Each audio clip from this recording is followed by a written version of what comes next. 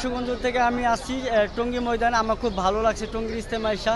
আর এখানে প্রতি বছরই হয় পুরনোর সাথীকে একত্র করা, কারণ আমাদের নবী আসবো না, এই জন্য শেষ নবীর জিম্মাদারি আমার আপনার সবার দাওয়াতের কাজ মত পর্যন্ত করতে হইব, কারণ এই দিন প্রতিষ্ঠিত আমার আপনারই করতে হইব।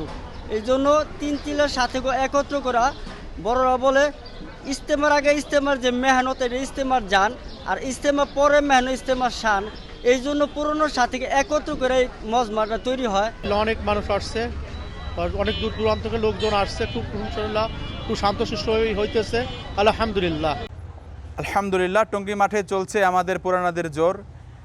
পুরানাদের জোর বলতে এখানে যারা তাবলিগে 3 চিল্লা সময় লাগিয়েছেন এবং হযরত উলামায়ে কেরাম যারা 1 চিল্লা 3 চিল্লা সাল লাগিয়েছেন, ইনারাই মূলত এই জোরে অংশগ্রহণ করে থাকেন।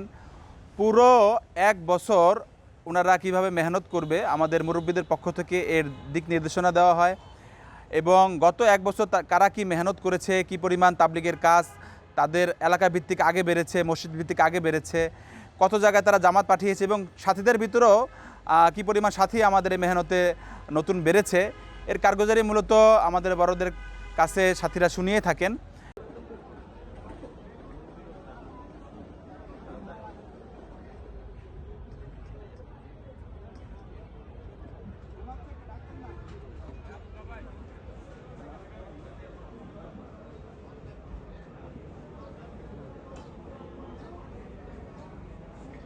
ভাই